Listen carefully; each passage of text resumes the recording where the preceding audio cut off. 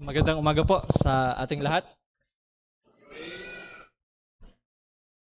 Viral po ngayon ang isang mag-asawa dahil sa kanilang paninindigan sa mga prinsipyo ng salita ng Diyos. Particularly po ay ang stand nila against homosexuality. Hindi ho natin sinasabi na lahat ng views nila sa Christianity ay sasang-ayunan o sinasang-ayunan natin, pero nais ko lamang ipakita ang katotohanan na ang isang Christian union o ang isang pagsasamang nabubuhay sa katotohanan ng salita ng Diyos, kahit na di sang-ayon ang mismong mga kadugo o mismong anak, ay mananatili dapat sa pagkakaisa na manindigan sa salita ng Diyos. Kagaya po yan ng ating talata na titignan ngayong umaga, mga kapatid. Napakadami pong mga prinsipyo ang ayaw ng sanglibutan ito mula sa salita ng Diyos. Pero nevertheless, ito ay kailangang makita sa buhay ng mga mag-asawa, may asawa o mag-aasawang Kristiyano. Kaya inaanyayahan ko po kayo, mga kapatid, nabuksan ang ating mga Biblia sa Genesis chapter number 2, verse number 18 to 25.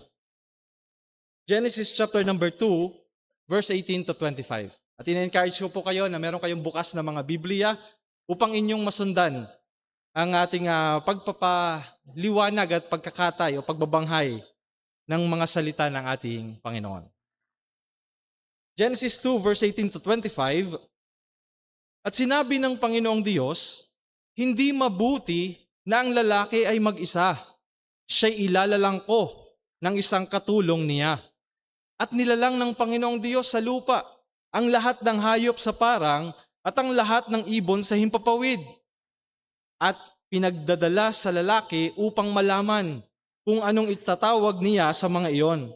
At ang bawat itinawag ng lalaki sa bawat kinapal na may buhay ay yaon ang naging pangalan niyon. At pinangalanan ng lalaki ang lahat ng mga hayop at ang mga ibon sa himpapawid at ang bawat ganid sa parang. Datapwat sa lalaki ay walang nasumpungang maging katulong niya. At hinulugan ng Panginoong Diyos ng di kawasang himbing ang lalaki, at siya'y natulog, at kinuha ang isa sa kanyang mga tadyang, at pinapaghilom ang laman sa dakong yaon. At ang tadyang na kinuha ng Panginoong Diyos sa lalaki ay ginawang isang babae, at ito'y dinala niya sa lalaki. At sinabi ng lalaki, ito nga'y buto ng aking mga buto, at laman ng aking laman, siya'y tatawaging babae, sapagkat sa lalaki siya kinuha. Kaya't iiwan ng lalaki ang kanyang ama at ang kanyang ina, at makikipisan sa kanyang asawa, at sila'y magiging isang laman. Then verse number 25, at sila'y kapwa-hubad, ang lalaki at ang kanyang asawa, at sila'y hindi nagkakahiyaan. Mga kapatid, binasa po natin ang di nagkakamali na salita ng ating Diyos. Nawapoy pagpalain niya ang pangaral ng kanyang mga salita. Tayo po muna ay sandaling manalangin. Aming Diyos, salamat po sa pagkakataong muli kami ay nagkakatipon dito sa pagsamba sa iyo, sa paglapit sa iyong presensya. At sama-sama nga nagkakaisa at nagtutulong-tulong para po sa pag-aaral ng iyong mga salita at pagpapahayag ng mga katotohanan tungkol sa inyo at tungkol sa amin na tunay na kailangan naming malaman at maipamuhay habang kami ay naririto sa lupa upang sa gayon ang aming mga pagsasama-sama ay makapagbigay ng kaluwalhatian sa inyong pangalan. Dadalangin lamang po namin ay kayo po ang maitanghal at maitaas at maluwalhati. Pagpalain niyo po, Panginoon, ang pangaral na ito mula po sa inyong salita. Sapagkat ito po'y aming hinihiling sa pangalan po ng aming nag-iisang Panginoon at tagapagligtas na si Jesus. Amen. Mga kapatid, pinangamagatan ko po itong ating mensahe ngayong umaga na bukod tanging kabiyak. At makikita nyo po o nakita nyo po sa ating mga talata kung bakit.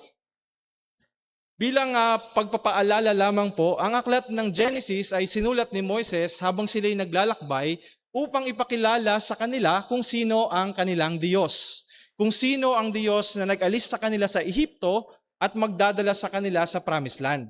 Kumbaga, pwede nating tawagin na ang aklat ng Genesis ay isang aklat ng catechism.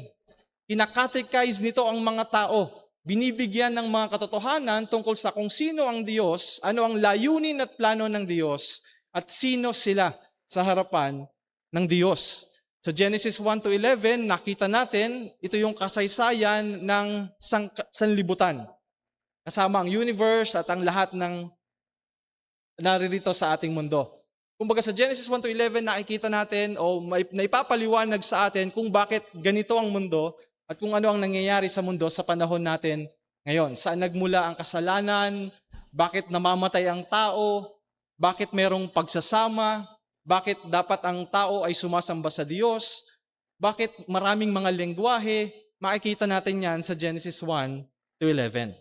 And then Genesis 12 to 50, ito yung kasaysayan naman ng bayan ng Diyos. Makikita nyo po, pag binasa ninyo ang Biblia, ang Genesis, makikita nyo na unti-unting nagfo-focus ito sa isang lahi. Mula sa lahi ni Abraham, ni Isaac, ni Jacob, at makikita natin sa dulo ng Genesis na meron ng bayan. Pagdating natin ng Exodus, nandoon sila, o pagdating natin sa dulo ng Genesis, nasa Egypt sila, and then sa Exodus, aalsin sila sa Egypt, papunta sa Promised Land. Nakita natin sa Genesis 1 na itinuro ni Moises ang merong bukod tangi sa lahat at ito ay ang Diyos. Merong bukod tanging nilalang ang Diyos at ito ay ang tao nilikha sa kanyang wangis.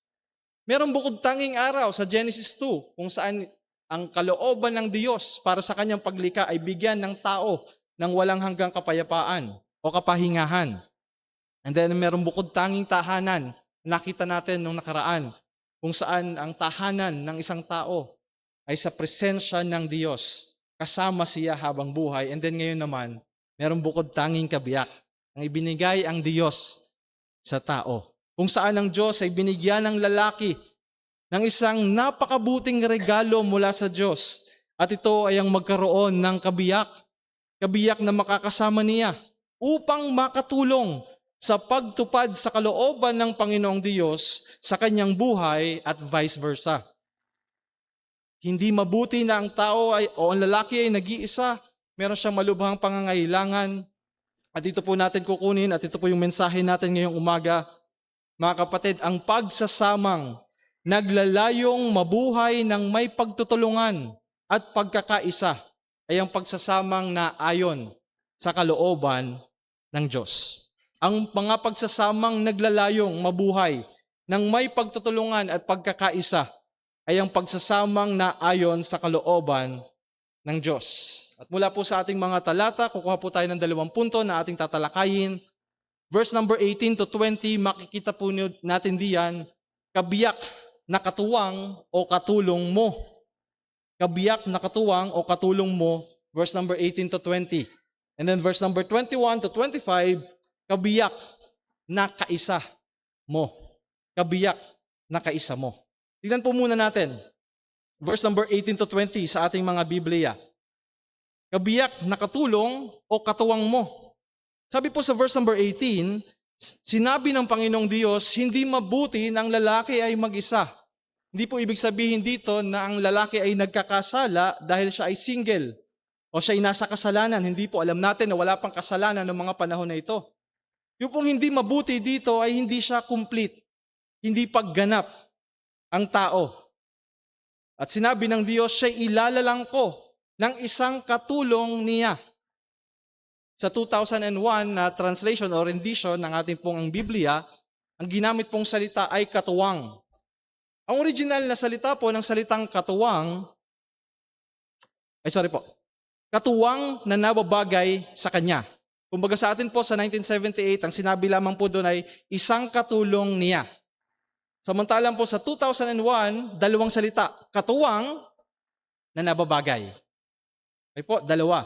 Dahil po sa original na Hebrew ay dalawa din ang salita dito na ginamit.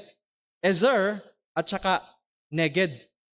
So sa 2001, ginamit na katuwang nababagay. Okay? Yan po yung tingnan muna natin sa ating word study. Ang salita pong ezer o sa ating nga pong Biblia ay katulong, na sa 2001 ay katuwang. Dito po sinasabi sa atin o pinapakita sa atin na hindi kaya ng lalaki o ni Adan na mabuhay ng nag-iisa. Dahil mamaya po makikita natin na meron nga siyang tungkulin na kailangan niyang i-fulfill o tuparin.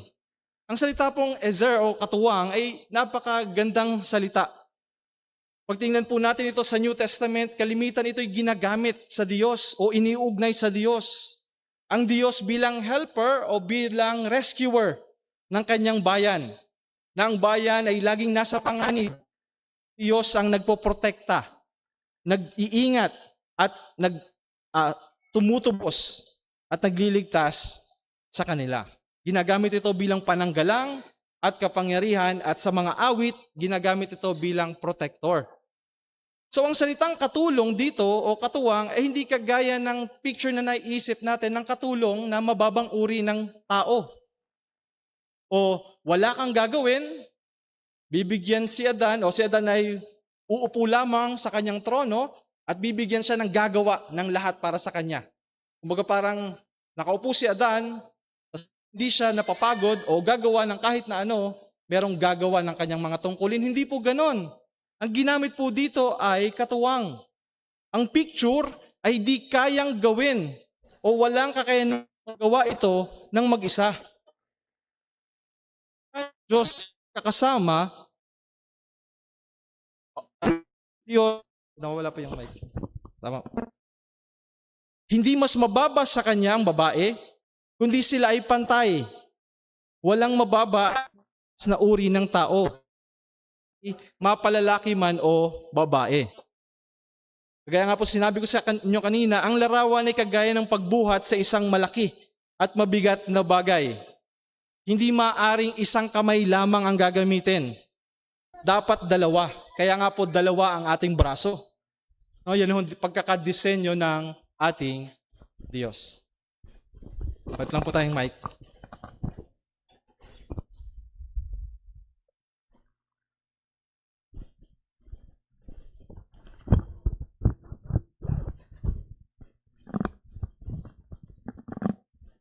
Para ho magbubuhat ng isang malaking ref o isang malaking bagay na hindi kaya na isang kamay lang.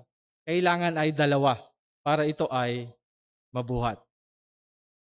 Then yung salitang neged o nababagay. Katuwang, nakita natin na hindi mas mababa sa kanya, hindi niya alipin, kundi kapantay niya upang magawa ang kanyang tungkulin. And then yung neged, nababagay. Sa English po, ang isa sa mga translation nito ay suitable. Pero tinatranslate din po ito na opposite. Na sila ay magkatulad pero merong pinagkaiba. Pwede ho natin gamitin yung salitang katumbas. Pareho sila ng posisyon sa Diyos, pero meron silang pinagkaiba. Kagaya nga po ng ating kamay. Meron tayong kanan at kaliwang kamay. Pareho po ito na kamay, ngunit may pinagkaiba. Ang ating kanang kamay ay humahawak ng paganito, at ang ating kaliwang kamay ay humahawak ng paganito. Hindi tayo umiinom ng baso ng paganyan. Ito ay matatapon. Kailangan balanse. Nakikita niyo po yung disenyo ng Diyos. Magkaibang kamay, pero sila ay nagkakaisa. Sila ay complement sa isa't isa. Kailangan niya ng tao na katulad niya. Kailangan ni Adan ng katulad niya sa kanya nga pangangailangan. At dito ang pangangailangan na makikita natin, una ay ang pangangailangan niya ng makakasama. And then ikalawa, pangangailangan niya ng makakatuwang para sa kanyang paglilingkod sa Diyos. Ang asawang babae o ang mga babae o ang mga tao in general ay hindi natin pwedeng iranggo ang mga tao, lalo na ang mga asawang babae ay kapantay ng kanilang mga asawang lalaki. Ang helper dito, mga kapatid, bilang summary, ay nagpapakita ng kaparehong kapangyarihan. Pareho silang active, pareho silang kumikilos, at pareho silang nangangailangan sa isa't isa. Verse number 19, nilalang na nga po ng Panginoong Diyos sa lupa ang lahat ng hayop at dinala ang lahat ng mga hayop kay Adan para ito ay kanyang pangalanan. Makikita niyo po dito na ipinakita ng Diyos kay Adan na meron siyang pangangailangan. Alam niyo po kasi na si Adan ay hindi malungkot. Hindi natin nakita na siya ay malungkot nung siya nilikha ng Diyos. Siya'y may maayos na communion sa Diyos. Maayos yung kanyang relationship sa Diyos. Hindi ito sira, hindi siya nalulungkot. Pero kinailangan na ipakita ng Diyos kay Adan na meron siyang pangangailangan. At ang pangangailangan ay ang kanyang magiging kabiyak. Hindi niya ito nakita sa mga hayop. Nung dinala ang mga hayop kay Adan, nakita niya na merong mga manok. Pero magkaiba yung tandang at saka yung inahin. Hindi po ba? Nakikita natin ito sa mga hayop. Meron silang pinagkaiba kahit na sila ay magkapares. Wala siyang makita na makaka-vibes niya o companion para sa kanya. Ang punto natin mga kapatid dito ay ito. Ang disenyo ng Diyos ay ang tao ay mabuhay na may pagtutulungan. May kasama na may pagtutulungan para sa pagbibigay ng kaluwalhatian sa Diyos. Yan ang tanong po natin, ano ang kanilang pagtutulungan? Kasi kailangang malaman natin, ano ang kanilang pagtutulungan? Kung si Adan pala ay okay lang na mag-isa, hindi siya malungkot, ano ang pagtutulungan ng lalaki at babae? At dito po natin makikita din yung pinagkaiba natin kay Adan. Meron pong tinatawag ang mga scholar na dominion mandate. Ito po yung mandato na ibinigay kay Adan. At ito'y unique sa kanya. Hindi ito ibinigay para sa bawat isa sa atin. Kailangan niya ng katuwang dahil ang plano ng Diyos para sa kanila o para sa tao ay sa paglawak ng kanyang paghahari sa pamamagitan ng pagpaparami. Nakita natin ito sa Genesis 1:26-31, kung saan sinabi ng Diyos magpakarami, kalatan ng lupa at supilin ito. Sila'y dadami ang kawangis o nasa wangis ng Diyos habang pinapalawak ang hardin hanggang sa ang mundo ay mapuno ng mga tao. Hanggang sa ang hardin kung saan nandoon ang presensya ng Diyos kasama ang tao ay maging animoy templo ng Diyos na pupuno sa buong mundo. Ngunit dahil nga po sa kasalanan, nabigo si Adan. Kaya po makikita natin dumadami ang lahi. Hanggang sa Genesis 6, dumadami ang lahi pero ang hardin at ang kabanalan ay hindi.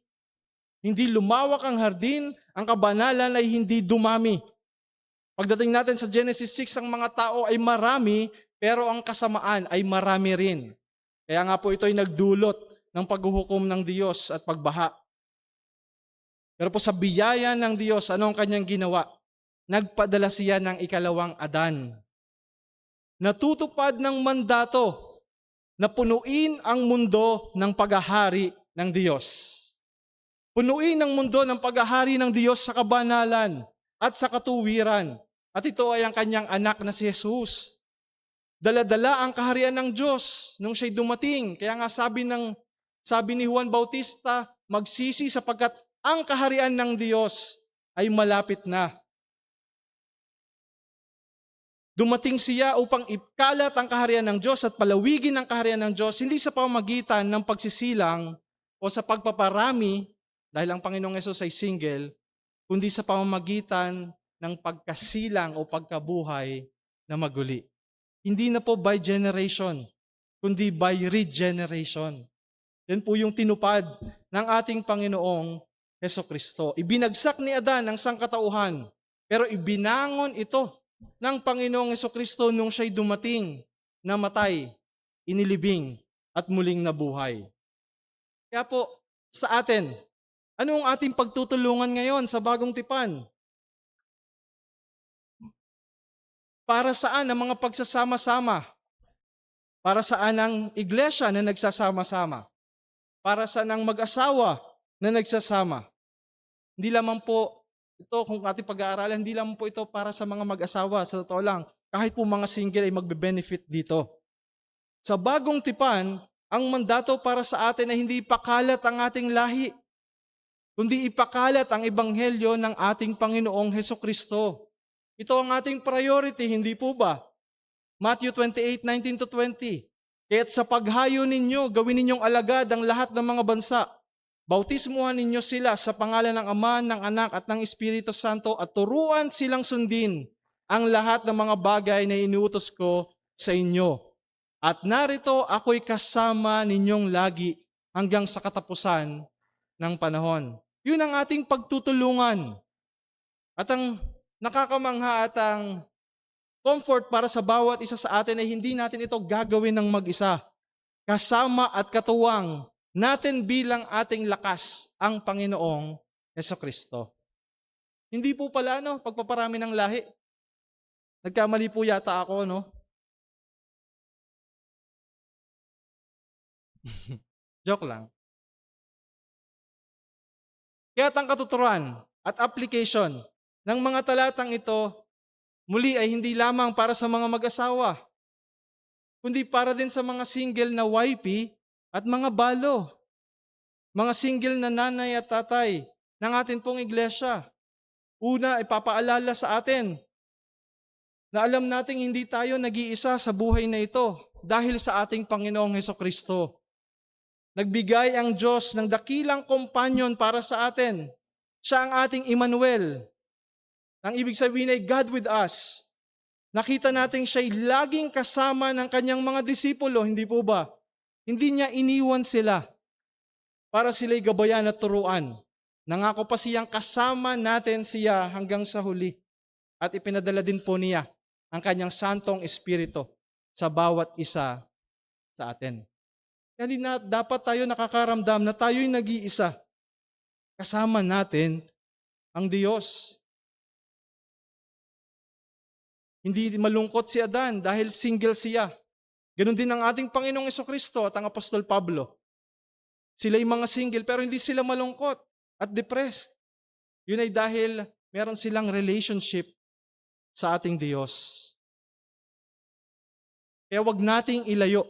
Wag mong ilayo. Hindi lang para sa mga mag-asawa, kundi sa bawat isa sa atin dito, wag mong ilalayo ang iyong sarili sa Kanya sa pamamagitan ng pagpapabaya at pagpapaliban sa mga paraan ng biyaya. Mga kapatid, maaaring ang dahilan ng iyong panghihina ay dahil sa iyong pagpapaliban sa paglapit at pakikipagkomunyon sa Diyos. Then ikalawa, mayroong iglesia ang Diyos. Ang kapatiran. Hindi rin tama na inilalayo mo ang iyong sarili sa iglesia. Dahil ang kalooban ng Diyos ay ikaw ay mapa sa kanyang katawan, mapa sa kanyang iglesia. Hindi tama na ikaw ay loner. Hindi tama na ang paborito mong kompanyon ay iyong cellphone, ang iyong gadget, ang iyong laruan, ang iyong bola. Huwag puro mga unbeliever ang iyong karamay.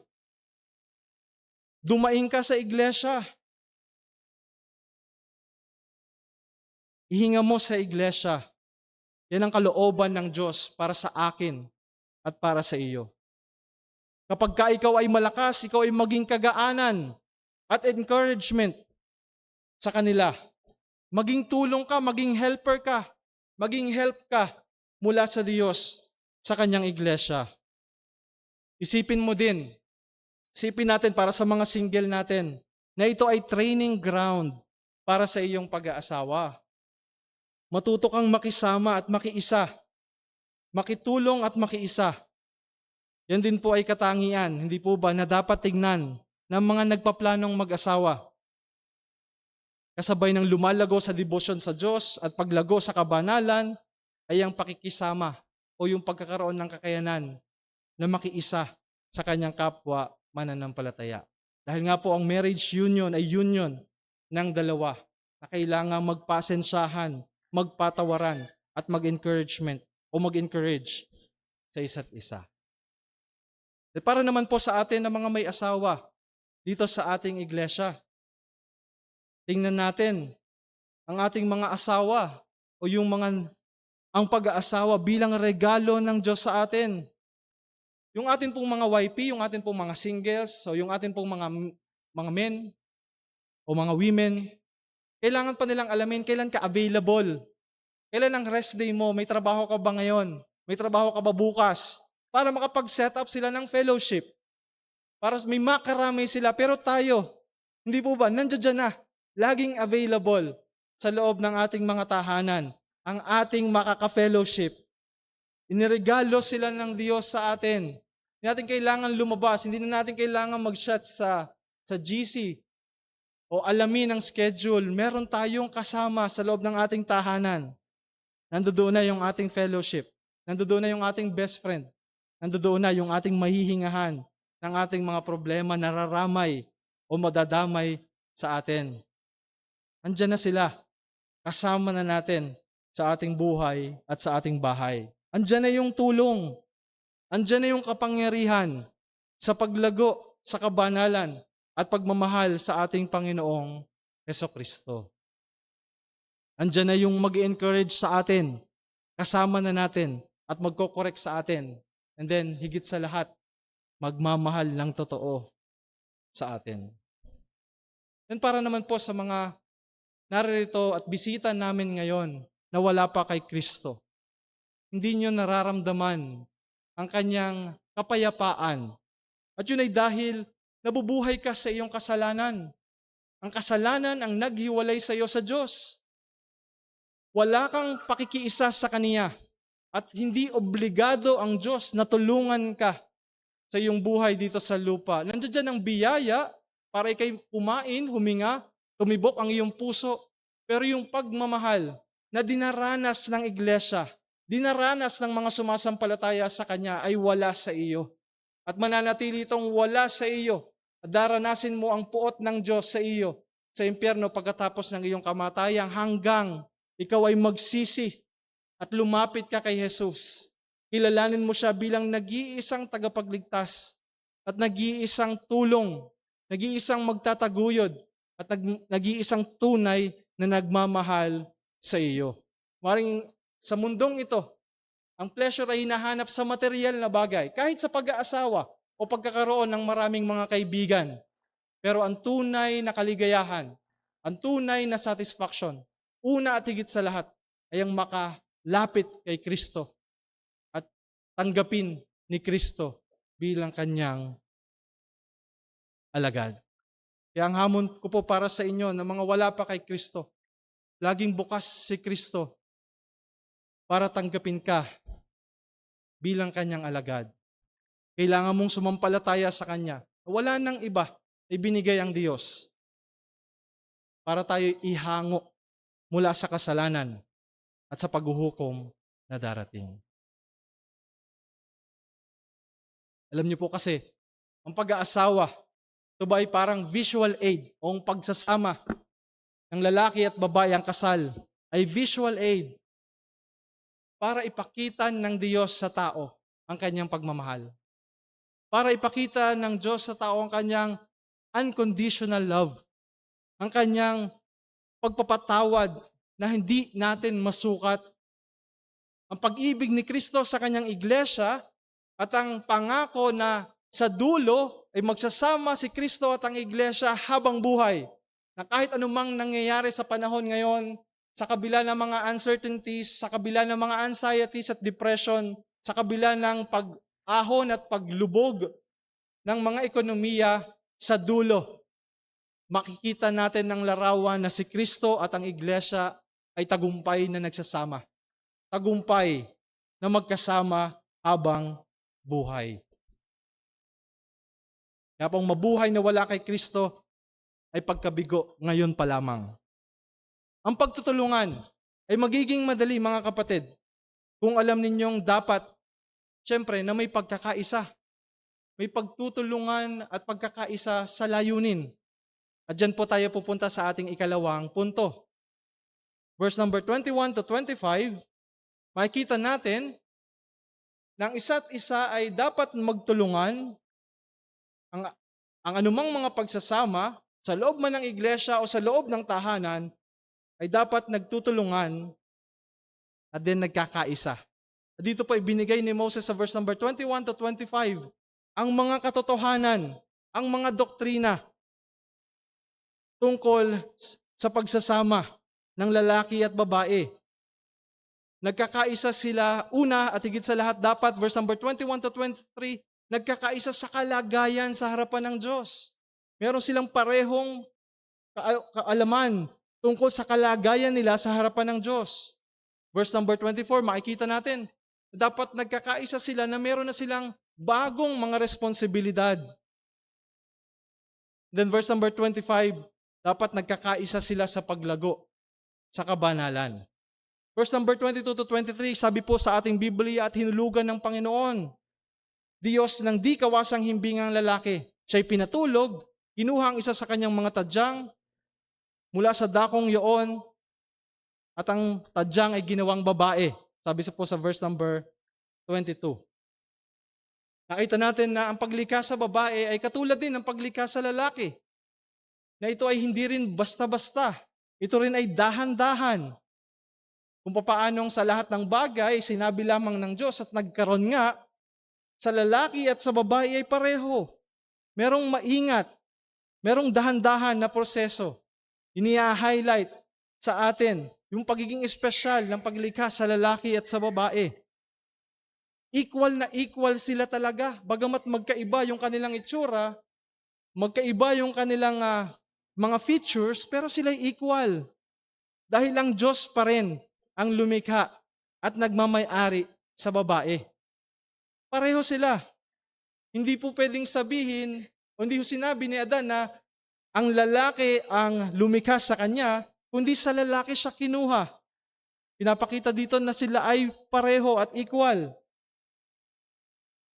Ultimately, nakikita rin po natin dito na kung ang babae ay nilikha ng Diyos, accountable din ang babae sa Diyos at hindi sa kanyang asawang lalaki.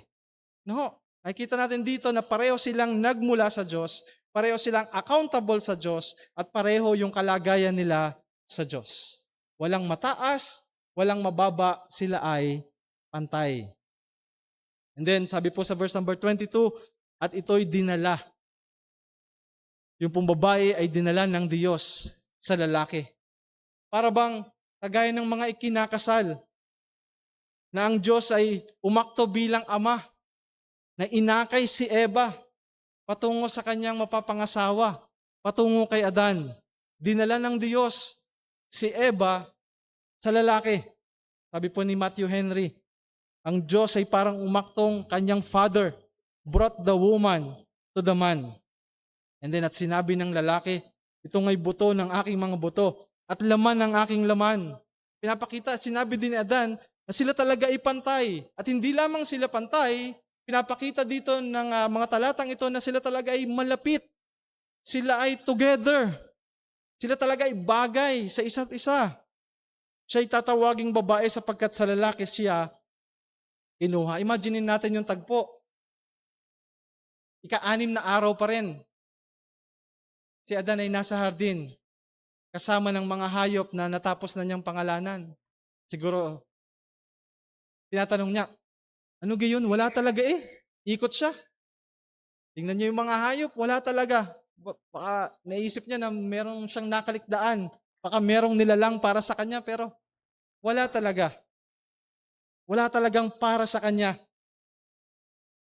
Wala talagang nababagay sa kanya. And then dumating ang Diyos kasama si Eva.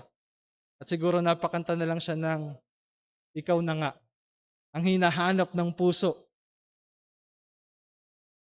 Alam niyo po yung salitang man ay ish sa original.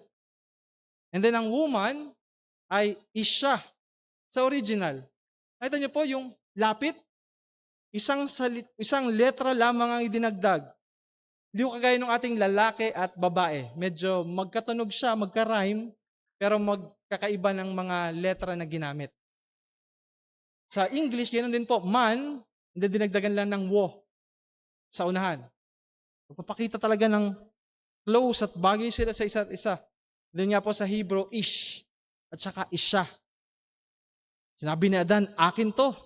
Ito yung galing sa Diyos. Ito yung para sa akin. Siya'y kapareho ko. Pantay kami. Yan ang asawa ko. Hindi siya mukhang aso. Taong-tao siya. Babae siya. Hindi rin lalaki, kundi babae. Siya talaga yung bagay na bagay para sa akin. Lalaki sa babae, and then babae sa lalaki. Dito po pinapakita sa atin ni Moises. No? Sa verse number 21 to 23. na ang lalaki at babae ay pantay sa harapan ng Diyos. Kailangan nagkakaisa ang lalaki at babae tungkol sa katotohanan na yan. Then ikalawa, nagkakaisa sa mga responsibilidad. Sabi po sa verse number 24, iiwan ng lalaki ang kanyang ama at ang kanyang ina at makikipisan sa kanyang asawa at sila'y magiging isang laman. Dito po nakikita natin yung application ni Moises ng mga katotohanan ng kanyang inihayag. Ito yung application na to para sa mga tao nung panahon niya at application din po ito para sa mga tao sa panahon natin. Ito yung timeless truth. Kaya po pala maghihiwalay na yung mga lalaki at babae sa kanilang mga magulang at sila ay magsasama. Sabi po ng isa ding commentator, si Eva ay naging kanyang second self. Hindi other self, kundi second self. Ibig sabihin, meron na siyang siya, nagkaroon pa siya ng bagong siya. Ganon din, ang babae, ang tingin dapat sa lalaki ay second self. Hindi sila separate entity. Hindi sila magkahiwalay na unit. Sila ay mag-isa, magkasama at nagkakaisa. Ginamit na salita sa atin ay isang laman, isang biyak, hindi hiwalay. Sila'y magkasama, iisa at magtutulungan. Ang emphasis po dito ni Moises ay para ipakita sa atin itong kahalagahan ng covenant, ng pagkakaroon ng asawa. Ito ay union, na hindi lamang basta-bastang pagsasama. Dito nakikita natin na magkakaroon sila ng sarili nilang autonomy. Kung meron tayong autonomy ng local church, meron ding autonomy ng bawat pamilya. Mawawala na yung tie nila sa kanilang mga magulang in a sense na hindi na mamumuno ang kanilang mga magulang sa kanilang pamilya. Wala nang otoridad ang mga biyenan. Wala nang otoridad ang mga nanay at tatay. Magkakaroon na sila ng sarili nilang autonomy. Paparanas ng Diyos sa kanila na matututo silang mabuhay ng kanila. Matututo silang mag-decide para sa kanilang sarili. Matututo silang mamuno para sa kanilang sariling pamilya. Matututo silang sarili na magpalaki ng kanilang mga pamilya, magturo sa kanilang mga anak. At mag-decide na lumapit at sumamba sa Diyos. Hiwalay na, meron na sila dapat pagkakaisa na sila ay meron ng kani-kanilang responsibilidad at wala ng responsibilidad ang sino man na nasa labas ng kanilang pamilya. Isa na sila. Hindi po ibig sabihin na wala nang magpapayo o hindi na pakikinggan ng payo ng magulang o ng mga kapatid o ng kahit na sino man na nasa labas ng pamilya, lalo na ang iglesia. Hindi po. Mahalaga ang mga payo at mga pagtuturo. Pero meron na silang sarili nilang autonomy. Ibig sabihin, self-governing na sila. Yun po yung priority. O yung dapat nilang pagkaisahan. Na ang priority ng asawang lalaki ay ang kanyang asawang babae at ang asawang babae, ang priority niya ay ang asawang lalaki at ang kanilang pamilya. Alam niyo po, may sinasabi si Pastor Ramin sa kanyang premarital counseling sa tuwing may mga lumalapit sa kanya at kinakounsel niya para sa pag-aasawa, sa paghanda para sa pag-aasawa. Pagdating po sa talatang ito, binibigyan niya ng tanong yung kanyang mga kinakounsel. Sinasabi niya, kung papipiliin ka o kung darating sa sitwasyon na lulubog yung barko at nandoon sa barko ang iyong nanay at ang iyong asawa, isa lamang ang pwede mong iligtas. Sino ang iyong ililigtas? Isa lang, hindi pwedeng dalawa. Meron daw pong nagsasabi sa kanya na, yung nanay ko, kasi yung nanay ko, hindi ko na mapapaltan. Yung asawa, pwede pang paltan. Sabi po niya, sinasabi daw niya sa mga yan, itigil na natin ito. Wala itong patutunguhan. Hindi ho ganon. Hindi ho pwedeng ituring o isipin ng lalaki na marami siyang pwedeng maging asawa o pwedeng paltan ng asawa. Hindi po covenant nga po ito. Ito'y kasunduan, priority ito. Meron kang malalim at malinaw at mabigat na relasyon sa iyong asawa na siya ang priority mo. Hindi ho hinihiling ni Pastor Rami na mangyari ito.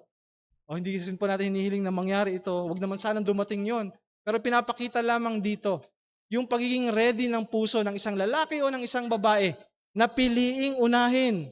At wala nang ibang dapat unahin at i-prioritize o isipin, kundi ang kanyang asawa. Dapat nagkakaisa sa pagsasama sa responsibilidad na ito.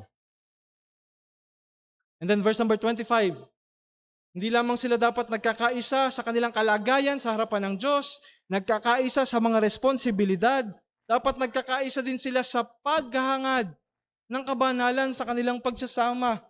Dito po sinabi ni Moises sa verse number 25 na sila'y kapwa-hubad, ang lalaki at ang kanyang asawa, at sila'y hindi nagkakahiyaan.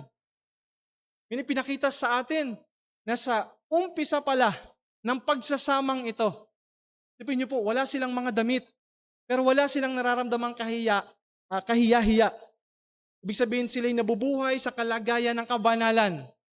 Sila'y nabubuhay sa kalagayan na walang kasalanan. Hindi na ho tayo makakabalik doon na tayo ay mabubuhay na walang kasalanan o mangyayari sa buhay mag-asawa o sa samahan ng iglesia na wala nang pagkakasala, wala nang conflict, wala nang misunderstanding, wala nang ididisiplina.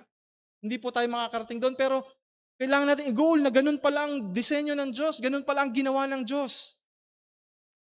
Na hindi nagkakahiyaan, merong kabanalan. At hindi po ba yun din ang utos sa atin sa bagong tipan, na kung walang kabanalan, hindi natin makikita ang Diyos. Kaya ang priority natin ang pagpapakita ng ating kabanalan bago sa publiko ay sa pribado, sa loob ng ating mga tahanan, sa ating o sa harapan ng ating mga asawa. Naghahangad, nananalangin tayo sa Diyos, nagpiplead tayo sa Diyos na tayo ay maging mga lalaking banal at babaeng banal na nagkakaisa sa kabanalan. Ang mag-asawang ito, o tayo ng mga mag-asawa sa loob ng ating mga tahanan. Pinapakita ito ng salita ng Diyos sa atin. Ang sarap ng ganung pakiramdam. Walang kasalanan sa isip, walang kasalanan sa puso. Walang pinagtatalunan, walang pinag-aawayan. Walang iniisip na masama sa isa't isa. Merong tunay na kapayapaan. Nais ipakita ni Moises ang mga katotohanan ito na dapat isaisip ng bayan ng Diyos sa lahat ng panahon. Ang bawat pagsasama ay nagkakaisa. Alam nila ang tunay nilang kalagayan.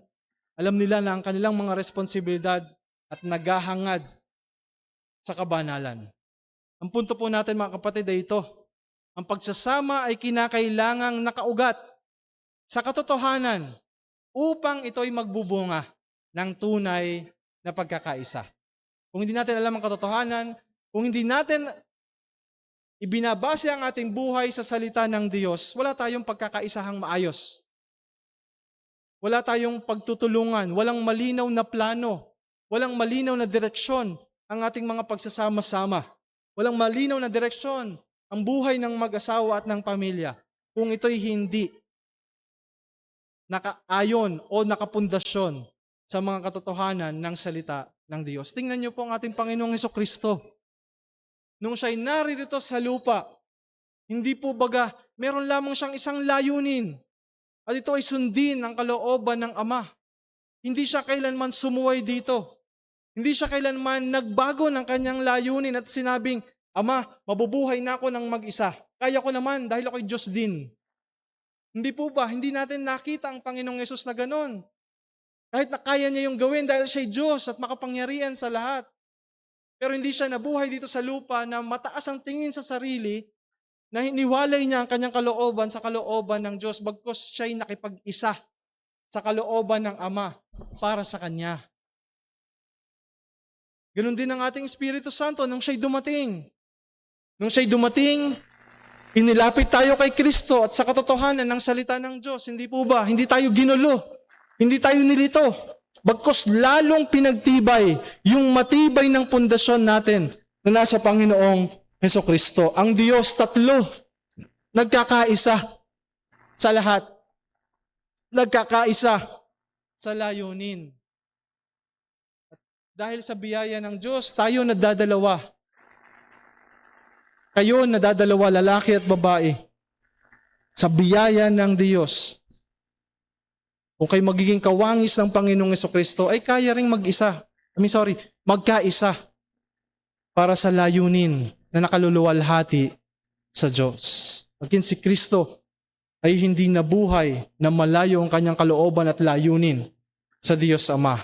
Kaya ang bawat lalaki at babae ay hindi rin dapat mabuhay bilang nagsasama na malayo ang layunin sa isa't isa. Patungo sa layunin na maluwalhati ang Diyos. Tinatawag ko po itong meron tayong supernatural compatibility.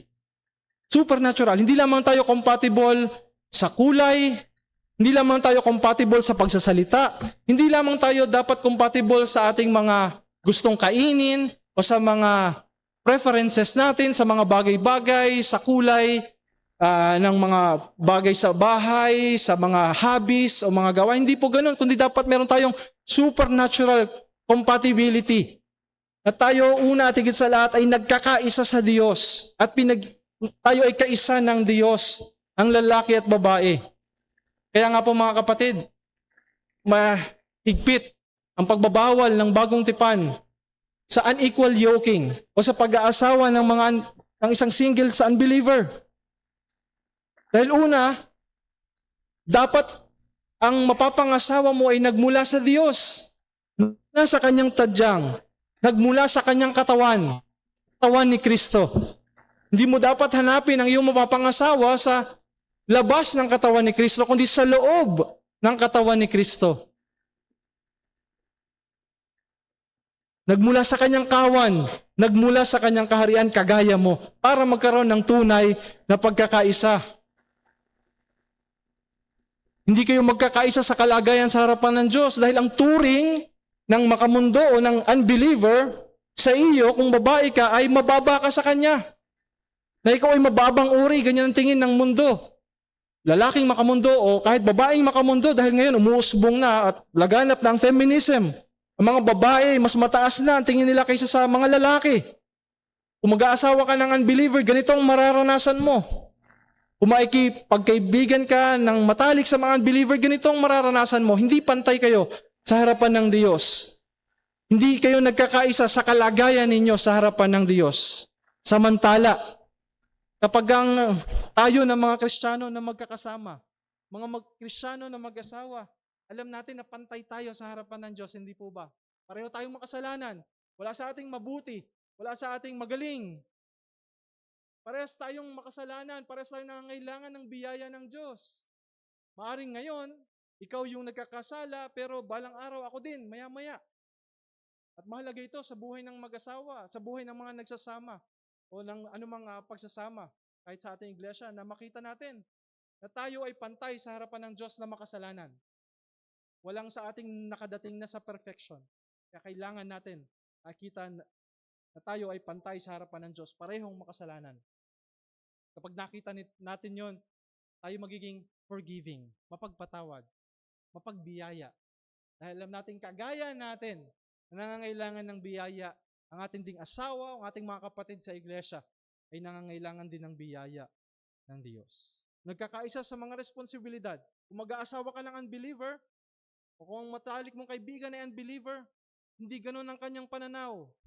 Hindi kayo pantay sa loob ng pamilya o hindi kayo pantay sa loob ng samahan. Di po ba sa mga magkakaibigan sa mundo, merong alpha male, merong siga, may boss, tapos merong mga alalay o alipin na utusan, tagabili ng kung ano-ano. Hindi ho ganon.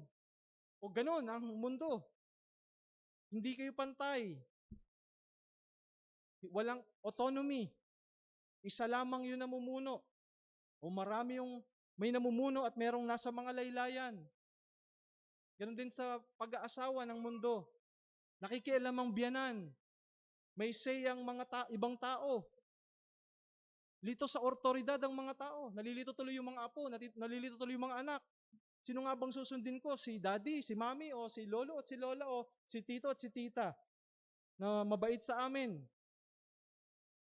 Kapag may maperang lola o may maperang lolo o may maperang mga tito, merong say sa isang pamilya.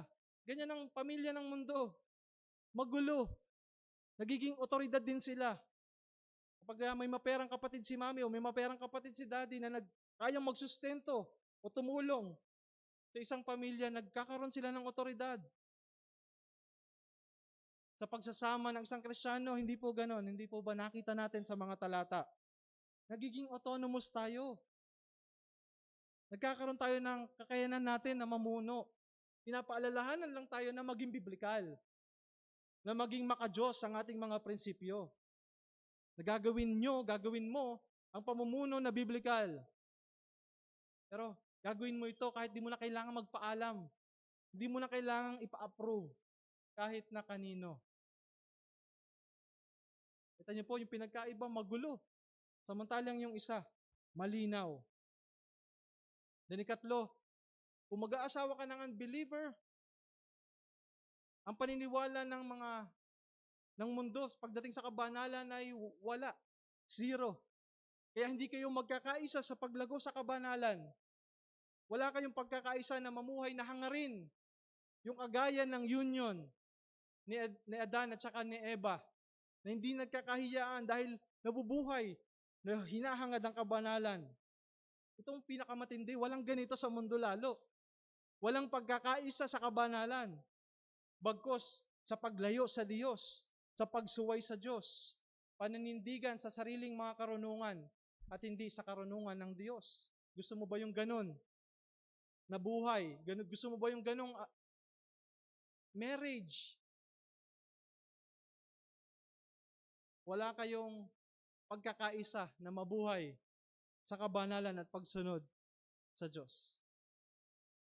Wala kayong kagaya ng imahe ni Kristo na kaisa ng Diyos sa kanyang layunin sa buhay. Hiwalay kayo. Ayaw niya ng Diyos. Ayaw niya ng kabanalan. Ayaw niya ng ebanghelyo. Yun para sa naman sa mga samahan at sa mag-asawa na mananampalataya.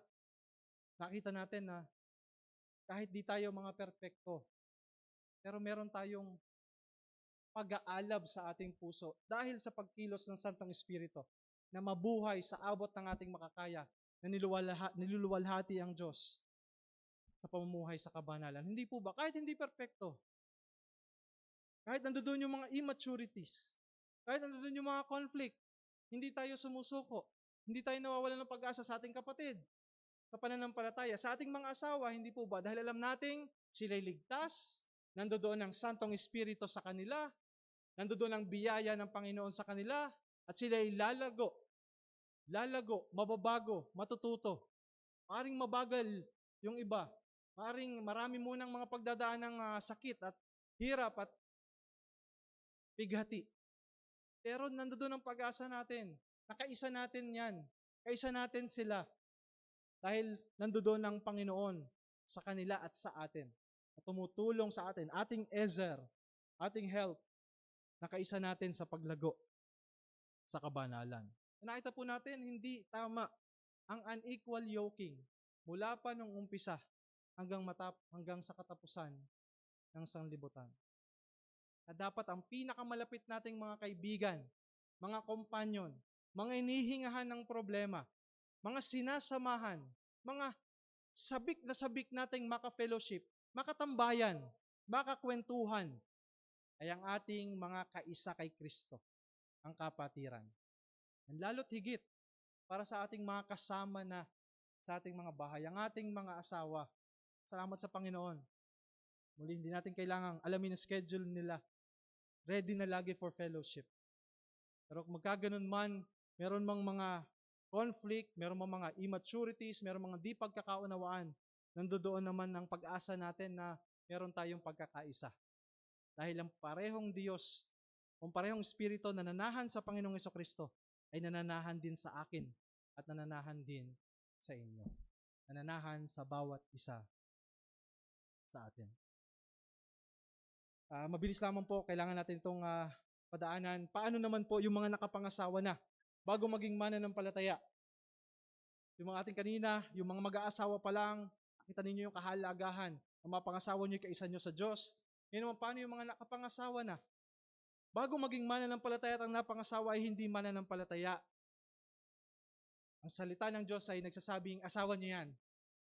No? Asawa nyo po iyan. At magkakasala kayo kung kayo ay makikipaghiwalay sa kanila. So para sa mga single na mag-aasawa pa lang, may mga requirement.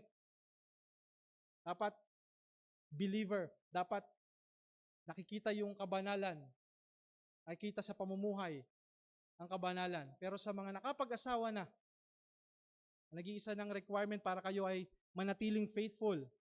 Ang nag-iisang motivation para kayo ay manatiling itataguyod at ibabahagi ang ebanghelyo sa inyong pamilya at sa kanila. Ang nag-iisang requirement ay mag-asawa na kayo. Nandoon na kayo bago kayo nahanap ng biyaya ng Diyos. At magkakasala kayo kung kayo makikipaghiwalay. Ang nararapat ninyong gawin ay maging faithful sa Diyos. Again, accountable kayo sa Diyos. Sa Kanya kayo nagmula. Ang Diyos ang lumikha sa inyo.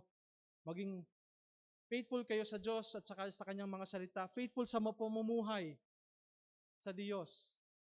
Ito'y maging liwanag nawa na makikita ng inyong mga asawa upang sila din ay maakay patungo sa Diyos. Upang maniwala sila sa ebanghelyo na ipinapangaral ninyo at itinuturo ninyo sa kanila. Kung merong nagsasama dito ng may anak, pero hindi pa kasal, nakikita ninyo ang kagandahan ng Diyos at kabutihan ng Diyos sa pagreregalo sa atin ng makakasama, makakatulong at makakaisa sa pagluwalhati sa Diyos, magpakasal, huwag magpatuloy sa kasalanan. Nandirito man o online, kung kayo nagsasama, may anak pero hindi kasal, kayo'y magpakasal. Kung meron mga nagsasamang walang anak, ganyan ang pamumuno o pagtuturo ng mundo. Mag-live-in muna bago magpakasal, pero hindi yan ang disenyo at plano ng Diyos. Yan ay kasalanan sa Kanyang harapan. Mga kapatid, napakarami pa pero kailangan natin matapos. Dahil kay Kristo na sumasa atin, maasa tayo na naririyan ang Kanyang biyaya sa ating mga samahan. Whether sa iglesia man yan o sa ating mga buhay mag-asawa. Kaya ang hamon para sa atin, let's aim o sikapin natin, maghangad tayo, i-goal natin ang mga pagsasama, ang kapatiran, ang magkakapatirang, nagkakaisa at nagmamahalan, nagtutulungan sa loob ng iglesia. At ganoon din sa buhay mag-asawa. I-aim natin, i-goal natin na tayo ay nagtutulungan at nagkakaisa sa pagluwalhati sa ating Diyos. Bilang conclusion, muli sa bawat samahan, mapabuhay mag-sweetheart man yan, mapakapatiran, associations ng ating mga iglesia, then ganun din, sa bawat iglesia sa labas ng ating association o sa lahat ng lokal na iglesia sa Pilipinas at sa buong mundo. Kahit na alam nating mahirap dahil sa ating mga kanya-kanyang mga kasalanan, ngunit meron tayong pag-asa dahil sa biyaya ng ating Diyos. Pagtulungan natin at pagkaisahan natin ang pagluwalhati sa Diyos at sa ating Panginoong Jesucristo. Tayo po'y manalangin. O aming Diyos na nagkakaisang tunay sa Kanyang sarili. Diyos Ama, Diyos Anak at Diyos Espiritu Santo na nagkakaisa, may mga may kapangyarihang di namin mawari at masukat. Pero hindi nyo ginamit ang inyong mga kapangyarihan para mabuhay kayo na hiwalay sa isa't isa. Pagkos nakita namin na sa inyong pagkakaisa, talagang napakatibay ng aming mga pinangahawakang katotohanan. Dahil nagkaisa ang Diyos, pinagtibay ng inyong mga kapangyarihan. Nagkaisa sa kalooban na magkaroon ng kaharian na pinupuno ng mga makasalanan at may naghaharing tagapagligtas na mapagpatawad, mapagbiyaya, na nagligtas, namatay, inilibing at muling nabuhay para sa mga makasalanang nasa loob ng kaharian na iyon. At nawa ganun din po kami sa aming pong mga pakikitungo sa aming mga kapatid. Ganun din, lalo't higit sa aming pong mga asawa sa loob ng aming mga pamilya. Salamat Panginoon sa mga katotohanan at mga prinsipyo. Maluwalhati ka nawa mula ngayon sa amin pong mga pagsasama-sama, sapagkat ito po ay aming hinihiling, alang-alang po sa kaluwalhatian at karangalan ng aming nag-iisang Panginoon, tagapagligtas si Jesus. Amen.